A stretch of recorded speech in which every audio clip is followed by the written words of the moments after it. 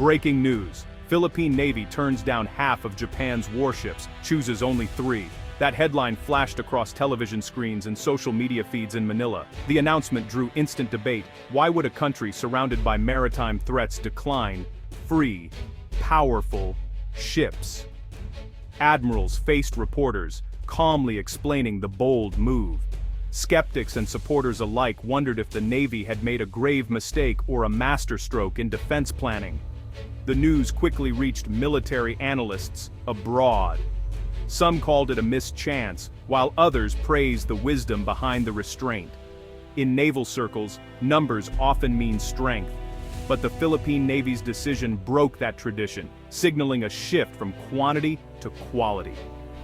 The world watched, curious about the real strategy behind the move. This wasn't just a headline, it was a moment that could reshape regional security. The Philippine Navy, often overshadowed by bigger neighbors, had made an attention-grabbing choice. Would this gamble pay off, or would the country regret not taking all the ships it could get? Suddenly the focus was not just on the ships themselves, but on the thinking behind the decision. As the dust settled, a deeper story began to emerge. One about careful planning, hard lessons, and the urgent need to protect the nation's seas. The South China Sea has long been a flashpoint in Asia. Multiple countries, including the Philippines, China, Vietnam, and Malaysia, claim overlapping territories. In recent years, tensions have definitely grown. China's rapid island building and military expansion have made headlines worldwide. The Philippines, with its vast coastlines and outlying islands, sits at the heart of this maritime chessboard. For ordinary Filipinos, the South China Sea is not just a news story. Fishermen face harassment. Coast Guard vessels are shadowed by foreign ships. Surveillance planes circle disputed reefs. Each encounter reminds the country of its vulnerability and the urgent need to defend its waters. The Philippine Navy plays a crucial role in this tense environment. Its ships patrol the country's exclusive economic zone, deter illegal activities, and support the Coast Guard. But compared to regional powers, the Navy's fleet is small and aging. Calls for modernization have grown louder with each incident at sea. Against this backdrop, the offer of 6 Japanese warships seemed like a golden opportunity. Strengthening the Navy is a must. But as the following sections reveal, more ships don't always mean more security, especially in dangerous, unpredictable waters. As news spread about the Navy's decision, everyone asked the same question. Why accept only 3 warships when 6 were available? Many saw the offer as too good to refuse. After all, every ship counts in a region brimming with threats. The quick answer might have been, take as many as you can. But the real answer was more complex. Naval leaders explained their reasoning in simple terms. Each new ship is not just a gift, it brings responsibilities. Crews must be trained, spare parts must be stocked, maintenance teams need to be ready. The Navy must ensure every ship it receives is truly seaworthy and can operate effectively. It's tempting to measure naval power by counting hulls, but experienced admirals know that a fleet's strength comes from more than just numbers. A poorly maintained or undercrewed ship can become a liability, even a danger to its own crew.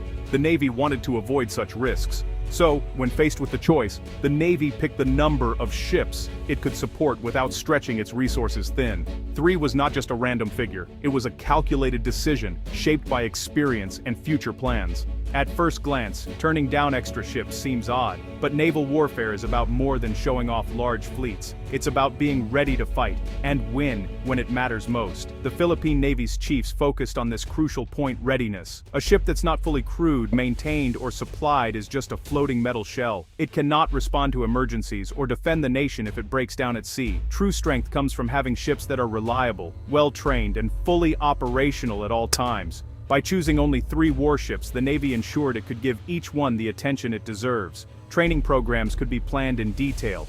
Crews would master each system on board. Maintenance schedules could be followed without shortcuts or delays. This approach builds confidence in both sailors and commanders. The decision also sent a message to allies and adversaries alike. The Philippines is committed to quality, not just numbers. In a region where tensions can flare up quickly, having a few well-prepared ships is far better than a large, unreliable fleet. Every new ship is more than just a one-time expense. It brings a long list of hidden costs that add up quickly.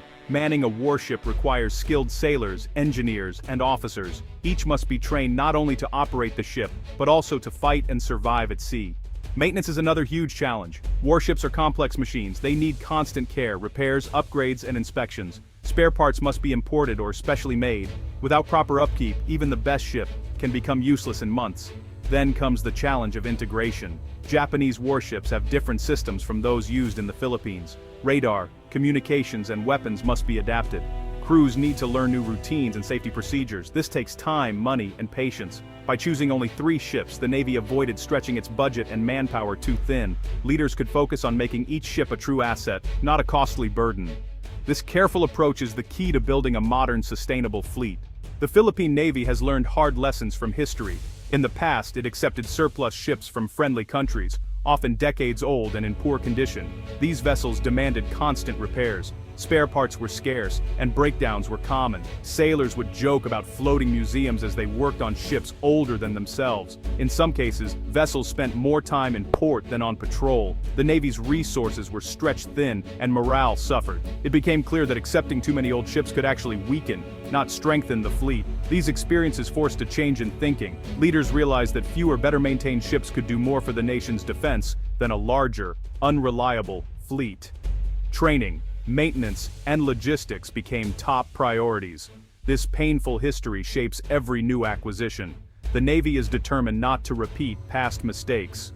The decision to take only 3 Japanese warships reflects this hard-won wisdom. Japan's offer was generous and carefully considered. The Abukuma-class warships are modern, versatile vessels, designed for anti-submarine warfare. They are equipped with advanced sonar, torpedoes, and surface-to-air missiles. Their sleek design makes them fast and maneuverable, ideal for patrol missions in contested waters. Each ship can carry a helicopter, adding to its reach and surveillance power. Modern navigation and communication systems connect the warships to allied fleets. While not the newest ships in Japan's Navy, they are still highly capable and well-maintained. Accepting these ships means more than just boosting numbers. It's a chance for Filipino sailors to learn cutting-edge naval technology. The partnership with Japan also opens doors for training, joint exercises, and future upgrades.